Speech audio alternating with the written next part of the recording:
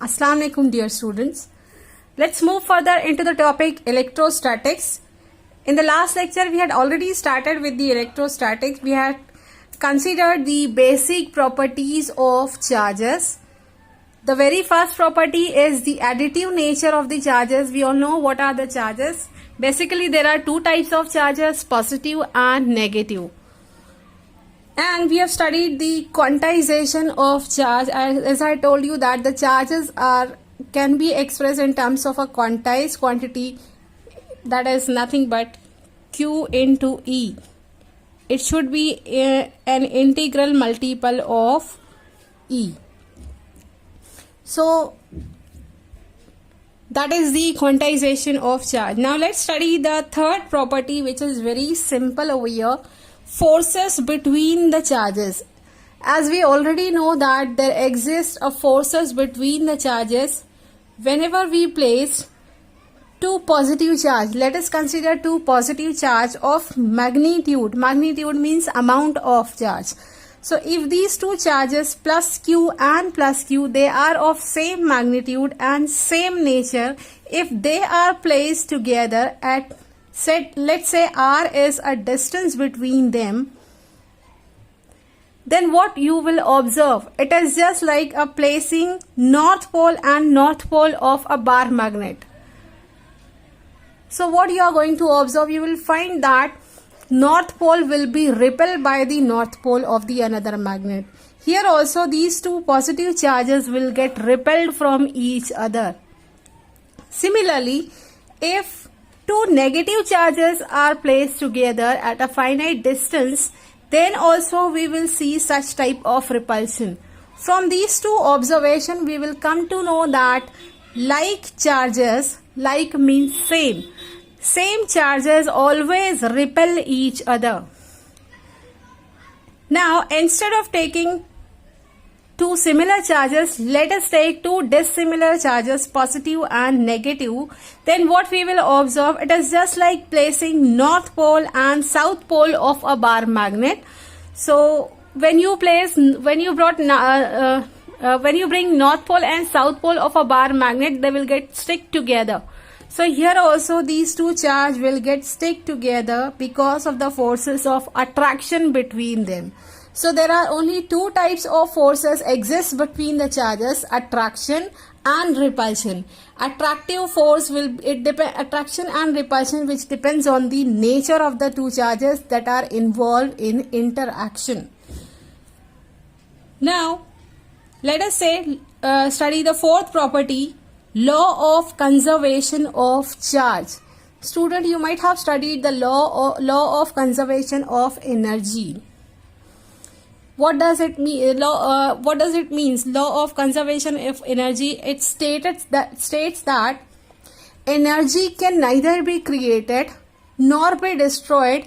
It can be transferred from one type to another type. Means kinetic energy can be converted into potential energy, and potential can be converted into kinetic or any other type of energy. So it can be transferred from one form to another form, but total energy content of the universe will always remain same. This is what law of conservation of energy says. In the same way, here we are having law of conservation of charges. For that, let us take one example. When we will take a simple glass rod and we will rub it with a material of a cloth, you can say. Let us say when we rub it with a silk material,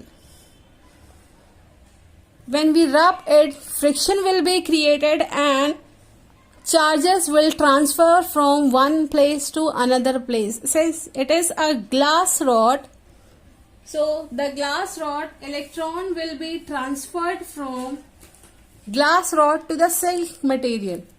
Let us say n number of electrons are being transferred to the silk material.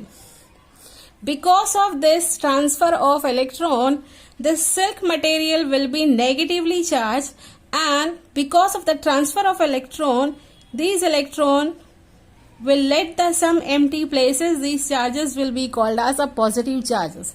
So when the friction, because of the friction, charges will develop on the glass rod as well as on the silk material. Let's say n number of charges are being transferred, n number of electrons are being transferred. So silk will be negatively charged. Let's say this n is 10.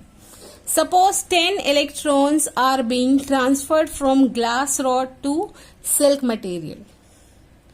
So charge on this silk material is -10 and charge on this glass rod is +10. Now when we do the total sum of these charges, total charges involved in the interaction, when we do the sum, so total charge is +10 -10. Total charge is 0. Total charge of this system is 0. What does it mean? Before rubbing the glass material to the silk material, there was no charge, and after rubbing also, when we calculated the charges, though the charges are there on the glass rod and on the silk material, but total charge of the system is again 0. It means that the charges are conserved, they are constant. So here also we can state, just like the law of conservation of energy, we can state the law of conservation of charge as well. How it is stated? Charges can neither be created nor be destroyed. It doesn't mean, since the glass rod is some of the 10 electrons from the glass rod are being transferred to the silk material, it does not mean that the charges are being destroyed over here. No, they are not destroyed. They are there on the silk material. When you count the total charges, you will get the charge. So, charges can neither be created nor be destroyed. It can be transferred from one place to another place, from one material to another material. And total content of the charges, total charges of the system will always remain same. This is called as law of conservation of charge. So basically there are 4 properties of charges, basic properties of the charges we have studied. Very first one, in the last lecture we had studied additive nature of charge. How the charges are being added. Just now we have done the addition, we have involved the 2 signs. So in the same way, additive nature of the charge involve the sign of the charges, whether they are positive or negative. Second thing we studied is quantization of charges. Third, we have studied the forces between the charges, attractive and repulsive.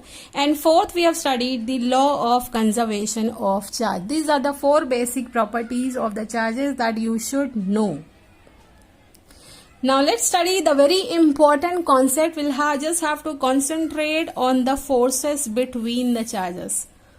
Very important concept here. Coulomb's law.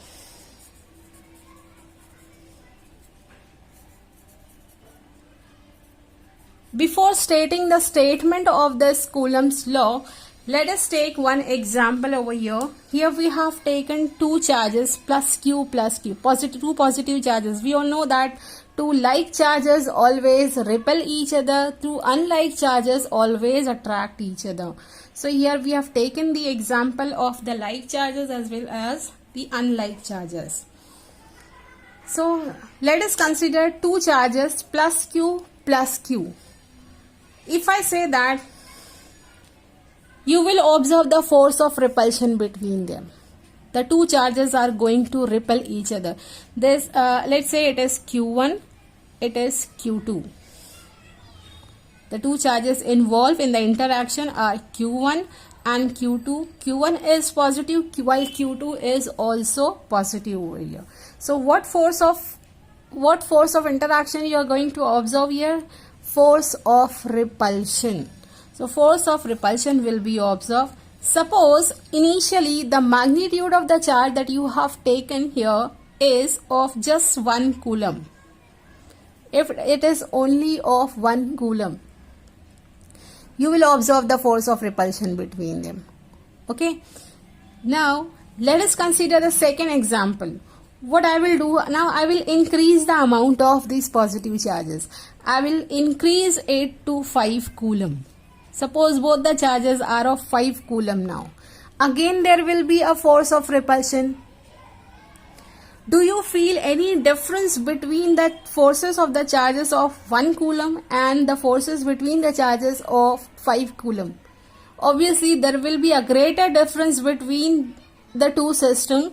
The 5 coulomb charges, this system is going to have a greater magnitude of the force, while 1 coulomb system of charge will have smaller magnitude of force. So here I can say that greater the magnitude of the charge, greater the amount of charge, greater would be the force of attraction or force of repulsion.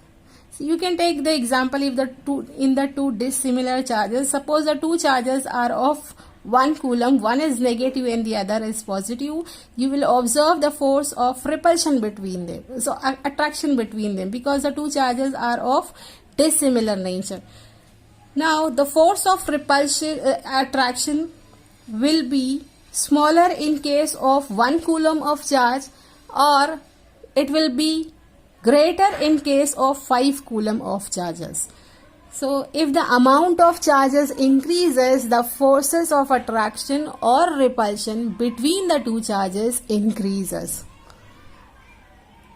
This is the common observation. We will come to know here that the greater the amount of charge, greater the magnitude of the charge, greater would be the force of attraction or repulsion. Smaller the magnitude of the charges and smaller the amount of the charges, smaller will be the forces of attraction or repulsion. So here I can say that the forces of attraction or repulsion between any two charges is directly proportional to the amount of their magnitude. It depends on the magnitude of Q1 as well as on the magnitude of Q2. Means it depends on the amount of Q1 as well as on the amount of Q2.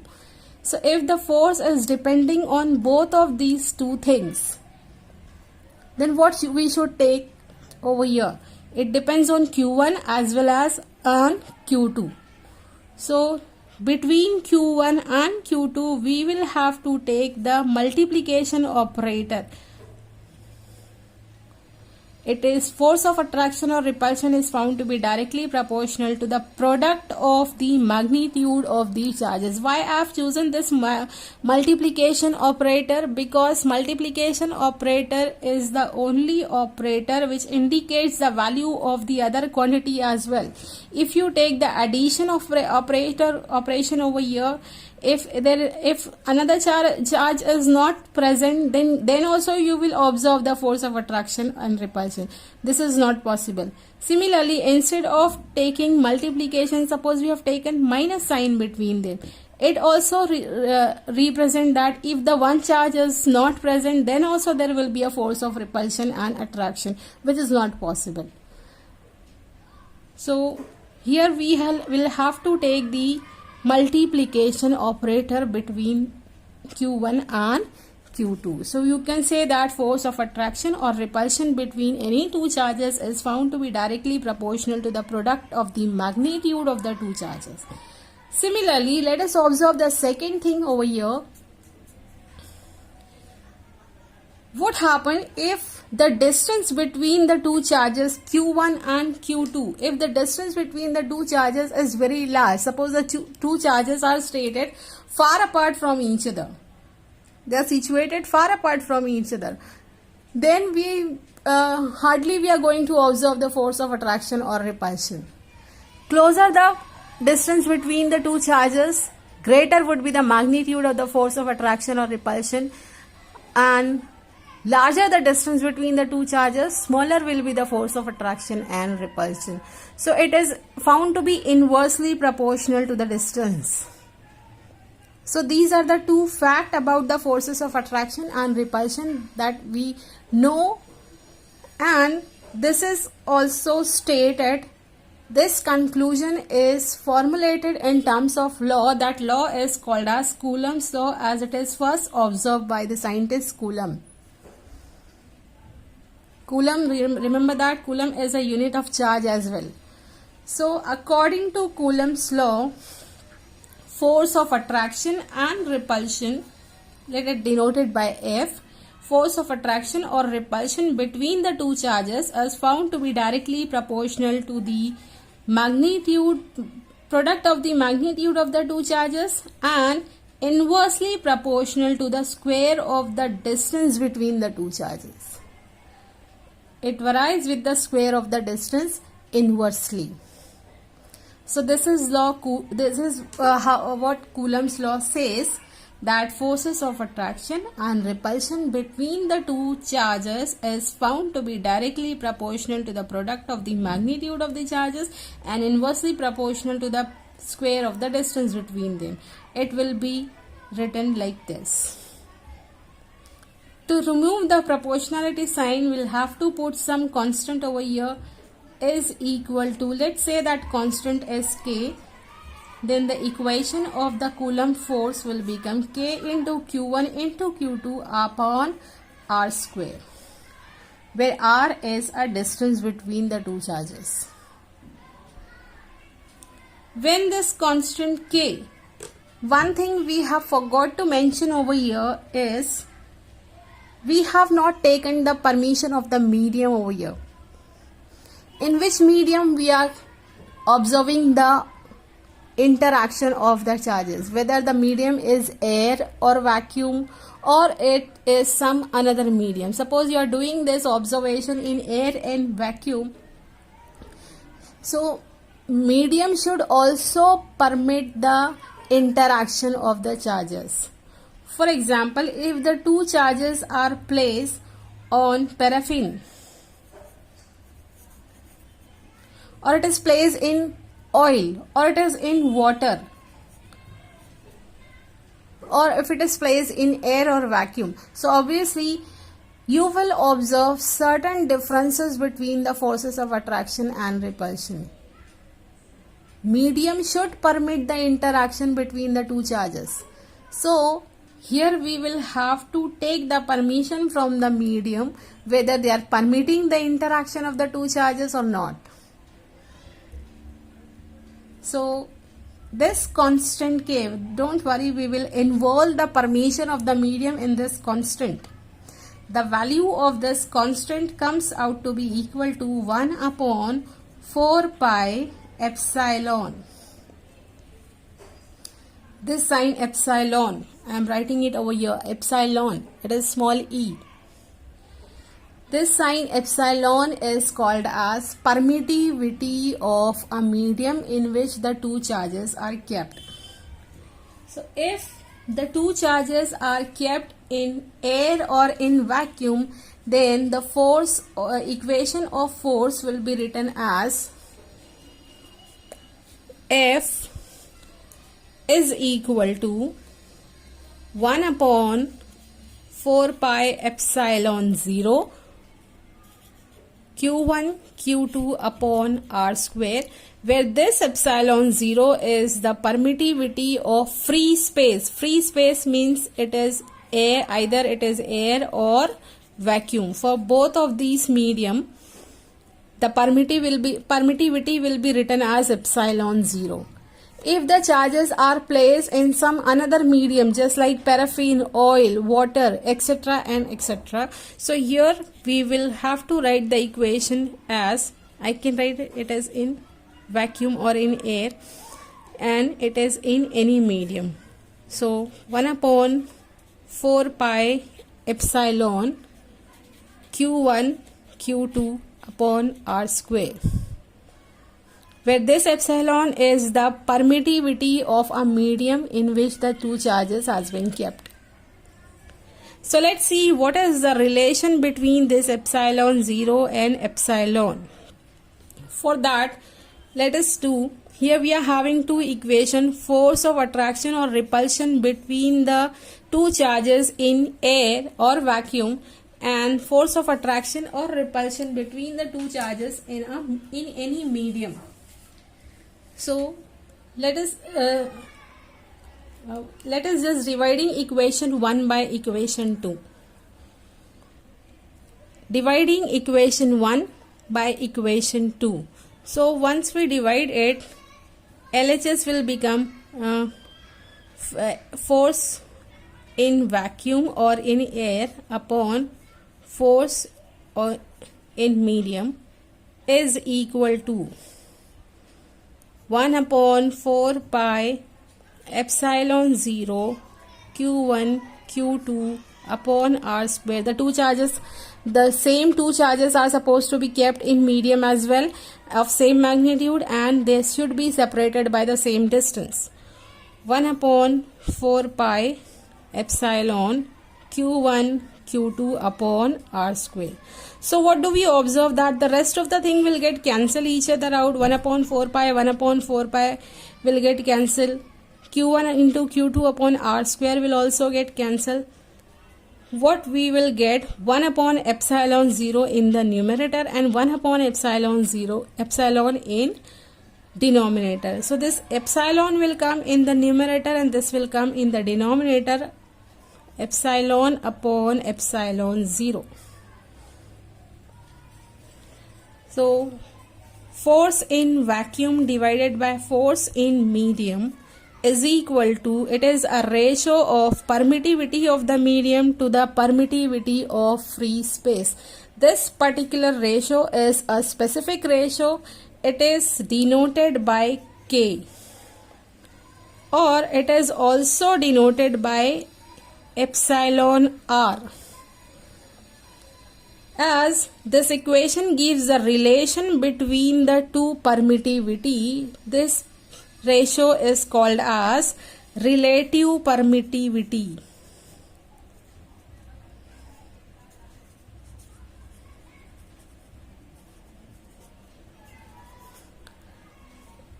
And it is equal to K. So this K and epsilon R, they both are called as relative permittivity.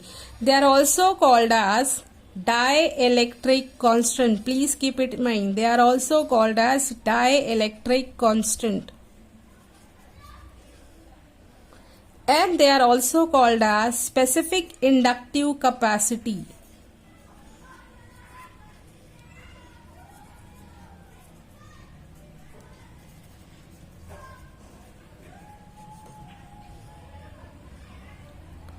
What is this epsilon R? It is a relative permittivity of a medium. So epsilon, from this equation we will get the value of epsilon as epsilon R into epsilon 0. Keeping this in equation 2, forces of attraction or repulsion between the two charges in any medium is now written as 1 upon 4 pi ER epsilon R into epsilon 0 into Q1 into Q2 upon R square. Let's do one example on it as well. It is found that the relative permittivity of water epsilon R, relative permittivity of water epsilon R is 80. If it is 80, then we all know that from this equation, force in this relative permittivity is nothing but ratio of force in vacuum to that of the force in any medium. It is equal to 80. Then force of attraction and repulsion in any medium will become force in vacuum divided by 80. What does it mean? What I have taken over here, I have taken the relative permittivity of water. I have taken the relative permittivity of water. It is 80. Then from this equation we know that relative permittivity is the ratio of forces of attraction and repulsion between the two charges in vacuum to that of forces of attraction or repulsion in medium. So F vacuum upon F medium is also equal to 80. Then the force of attraction and repulsion between the two charges in any medium is equal to F of vacuum divided by 80. It means what? Whichever force you have observed between the two charges Q1 and Q2 in vacuum, the same charges are going to produce the force which should be 1 by 80th of the force in vacuum. So the amount of force has been decreased in water. It is becomes 1/80th time. It means what? The water does not give permission for the interaction of the charges. So here we have completed with the Coulomb's law. I am again revising it. I am again repeating the statement of the Coulomb's law that force of attraction or repulsion between any two charges is found to be directly proportional to the product of magnitude of the charge and inversely proportional to the square of the distance between them. Nevertheless, we'll have to involve the permission of the medium. So that is why the equation of force is given by, in any medium, it is given by 1 by 4 pi epsilon Q1 Q2 upon R square. So here we have completed our Coulomb's law and we have completed the constant involved over explanation of the constant involved in the Coulomb's law. So hope you all have understood the topic. Thank you.